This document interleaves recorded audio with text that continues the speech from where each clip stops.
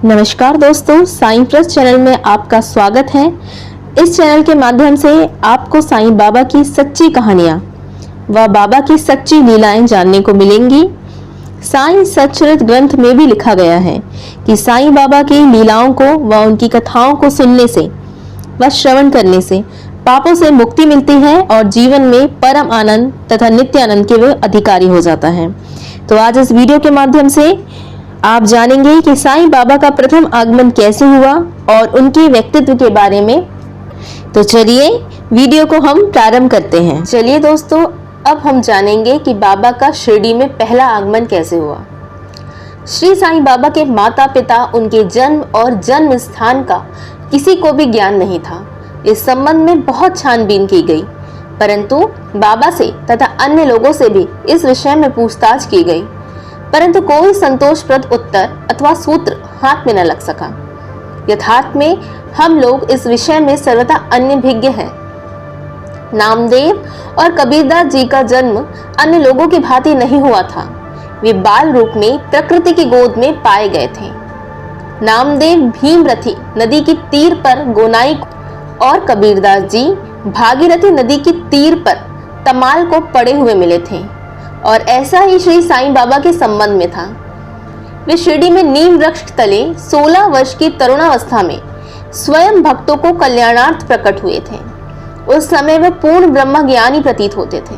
स्वप्न में भी उनको किसी लौकिक पदार्थ की इच्छा नहीं थी।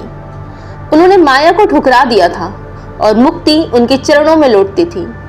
शिरडी ग्राम में एक वृद्ध स्त्री नाना चौकदार की मां ने उनका इस प्रकार वर्णन किया है। एक तरुण, स्वस्थ, फुर्तीला तथा अति रूपमान बालक सर्वप्रथम नीम वृक्ष के नीचे समाधि में लीन दिखाई पड़ा।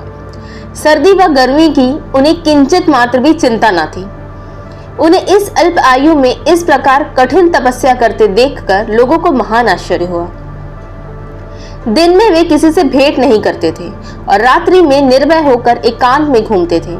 लोग आश्चर्यचकित होकर पूछते फिरते थे कि ये किस युवक की संतान है, इनका आगमन कहाँ से हुआ है। उनकी बनावट, उनकी आकृति इतनी सुंदर थी कि एक बार देखने मात्र से लोग आकर्षित हो जाते थे।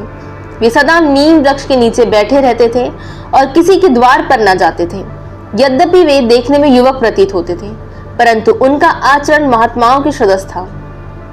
वे त्याग और वैराग्य की साक्षात प्रतिमा थे। एक बार एक आश्चर्यजनक घटना हुई। एक भक्त को भगवान खंडोबा का संचार हुआ।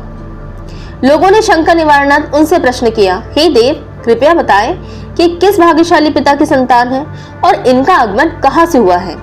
भगवान खंडोबा ने एक कुदाली मंगवाई और एक निर्दिष्ट स्थान पर खोदने को संकेत किया। जब वह स्थान पूर्ण रूप से खोदा गया तो वहां पर एक पत्थर के नीचे ईंटें पाई गई।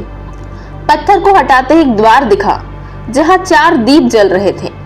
उन दरवाजों का मार्ग एक गुफा में जाता था, जहाँ गौमुखी आकार की इमारत, लकड़ी के तख्ते, मालाएं आदि दिखाई पड़ी। भगवान खंडोबा कहने लगे कि इस युवक ने इस स्थान पर 12 वर्ष तपस्या की है। तब लोग युवक से प्रश्न करने लगे, परंतु उसने यह कहकर बात टाल दी कि यह मेरे गुरुदेव की पवित्र भूमि है, अतएव मेरा पूज्य स्थान है। तब लोगों ने उस दरवाजे को पूर्ववत बंद कर दिया। जिस प्रकार अश्वत्थ तथा औदुंबर वृक्ष पवित्र माने जाते थे, उसी प्रकार बाबा ने इस नीम वृक्ष को भी उतना ही पवित्र माना और प्रेम किया। मानसापति तथा शिरडी के अन्य भक्त इस स्थान को बाबा के गुरु और समाधि स्थान मानकर सदैव नमन किया करते थे।